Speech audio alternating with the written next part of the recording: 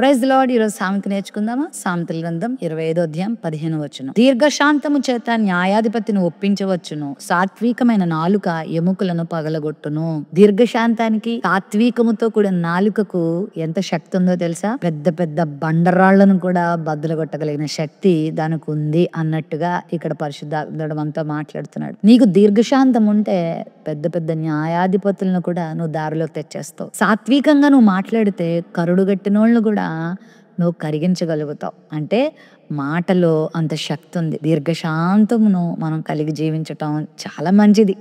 దీర్ఘశాంతము, సాత్వికము మన శరీరానికి ఆరోగ్యాన్ని ఇస్తాయి, మనసుకు ఉల్లాసాన్ని ఇస్తాయి, ఎదుటివారికి మేలు చేస్తాయి, మనకి మేలు చేస్తాయి.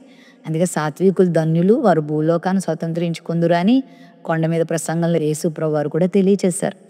కాబట్టి దీనత్వాన్ని, సాత్వికాన్ని, దీర్ఘశాంతాన్ని మనం నేర్చుకుందాం. ఊరికే కోప్పడిపోవడం ఎవరైనా చేయగలరు, కానీ దీర్ఘశాంతాన్ని, ప్రశాంత వదనాన్ని కలిగి ఉండడం అనేది ఎంత అద్భుతమైన విషయం తెలుసా? అది అందరికీ సాధ్యం కాదు. దీర్ఘశాంతం కలిగిన వారు ప్రపంచాన్ని జయించిన వారితో సమానం.